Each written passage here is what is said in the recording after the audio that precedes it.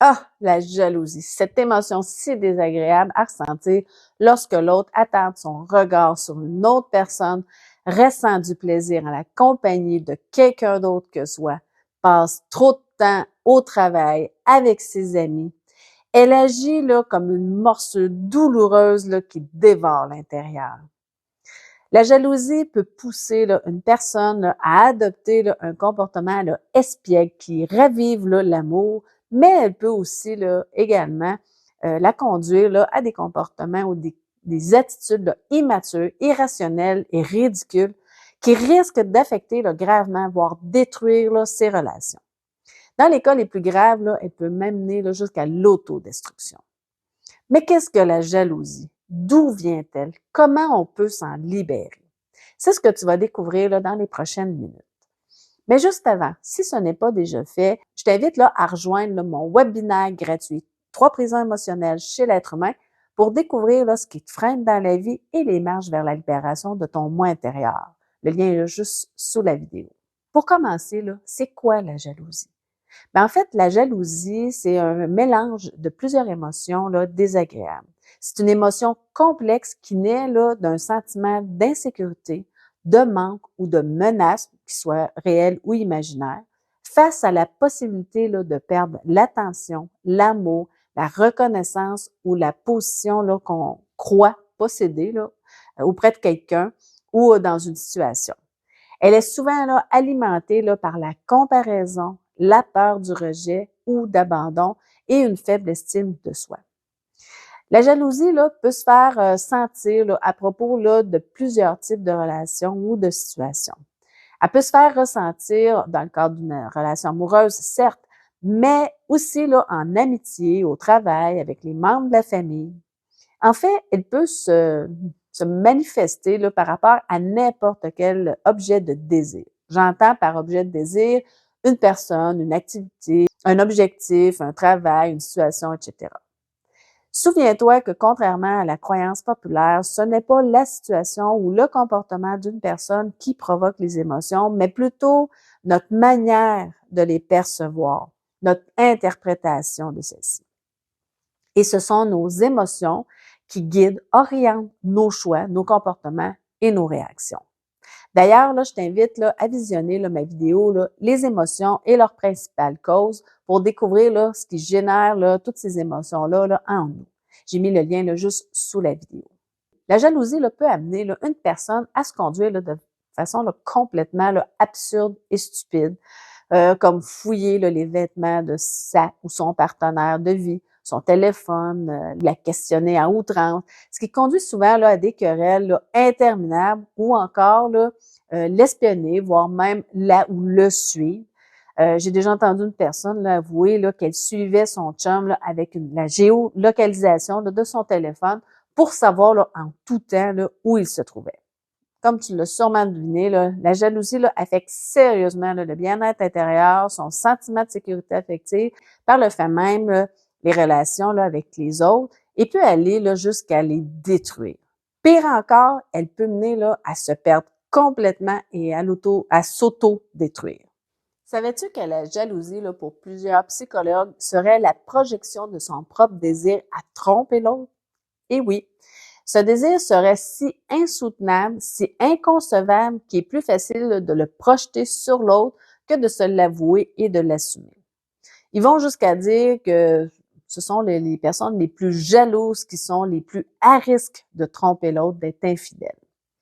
À faible dose, la jalousie n'a rien de dramatique. Elle peut même être perçue là, comme agréable par l'autre, comme en quelque sorte là, une démonstration là, d'amour. Par contre, lorsqu'elle devient excessive, c'est là que les problèmes là, commencent. Aussi, là, contrairement à ce qu'on peut penser, bien, la jalousie n'est aucunement là, une preuve d'amour. Au contraire, puisque aimer signifie confiance, respect, bien-être, acceptation là, de l'autre, malgré là, nos différences, bonheur, communication, authentique, etc. Alors, les comportements là, en lien avec la jalousie là, sont à l'opposé là, complètement des comportements là, reliés à l'amour. Ils se traduisent davantage par de la méfiance, du doute, des comportements de contrôle, de violence, etc. Maintenant, comment on fait pour se défaire de la jalousie? Bien, comme n'importe quelle autre émotion, bien, il est important de l'écouter parce qu'elle a beaucoup à nous apprendre sur nous-mêmes et non sur l'autre. Et la jalousie ne parle que de soi, de nos blessures narcissiques, de cette difficulté à se percevoir comme une personne à part entière, autonome et indépendante de l'autre. Elle est un indicateur que certains besoins ne sont pas comblés et qu'il est temps de s'en occuper, de prendre soin de nos blessures. Maintenant, je te présente quelques pistes pour se défaire là, de la jalousie.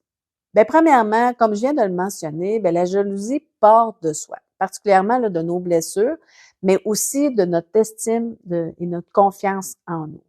Une façon là, efficace pour se défaire là, de la jalousie, c'est de faire croître, dans le fond, son estime de soi, de changer sa perception par rapport à soi et d'augmenter là, sa confiance en soi.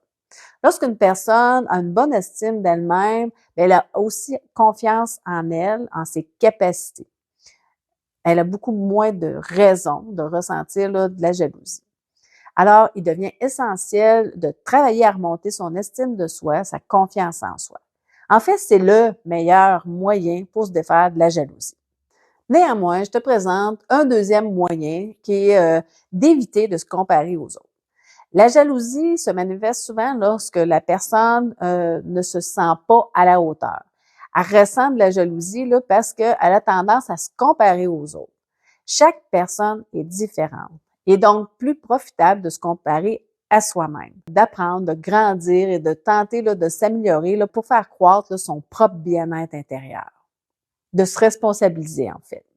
Une troisième façon, c'est de diminuer ses exigences. Souvent, les exigences qu'on a par rapport à soi et aux autres sont complètement irréalistes.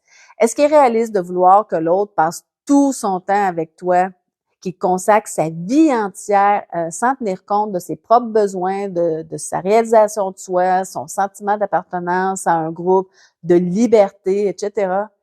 Est-ce que tu aimerais que l'autre t'enchaîne de la sorte? J'espère que non.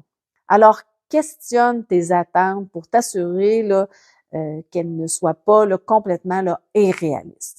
D'ailleurs, là, je t'invite là, à visionner là, mes vidéos, là, 7 clés là, pour se libérer là, du piège du perfectionniste, pour découvrir là, des stratégies efficaces là, pour diminuer là, ta tendance là, au perfectionnisme. J'ai mis le lien là, juste sous la vidéo. Une quatrième façon, c'est de se défaire là, de la dépendance affective. De toutes les personnes que tu vas rencontrer dans ta vie, tu es la seule personne avec laquelle assurément tu vas passer là, le reste de ta vie. Or, il devient vraiment crucial de te prioriser, de te respecter, de t'accepter, surtout d'apprendre à t'aimer. Tu mérites d'être aimé à ta juste valeur. Plus tu vas apprendre à t'aimer, plus tu vas savoir aimer sainement quelqu'un d'autre, entre autres, en l'acceptant tel qu'il est, accepter que l'autre soit différent de toi et que vous êtes deux personnes distinctes avec des manières de penser, des besoins, un monde intérieur distinct, différent. Finalement, je t'invite là, à parler avec une personne de confiance si tu crois que ta jalousie là, est démesurée pour te faire aider là, dans ce processus. N'hésite pas là, à aller chercher de l'aide là, si tu penses là, que ta jalousie là, prend des proportions là, exagérées. Quand on est envahi là, par la jalousie, c'est qu'il y a des blessures profondes qui sont déclenchées. Faire ce travail sur soi seul peut demander là, du soutien et de l'accompagnement là, pour bien cheminer. C'est pas un travail là, facile. En conclusion, là, la jalousie, lorsqu'elle est maîtrisée, peut parfois là, ajouter une petite touche là, de piquant dans une relation. Cependant, là, quand elle devient là, envahissante, elle peut nuire là, à ton bien-être et à tes relations là, jusqu'à les détruire. Il est alors essentiel là, d'agir là, avec intention et de poser là, des gestes concrets là, pour t'en libérer.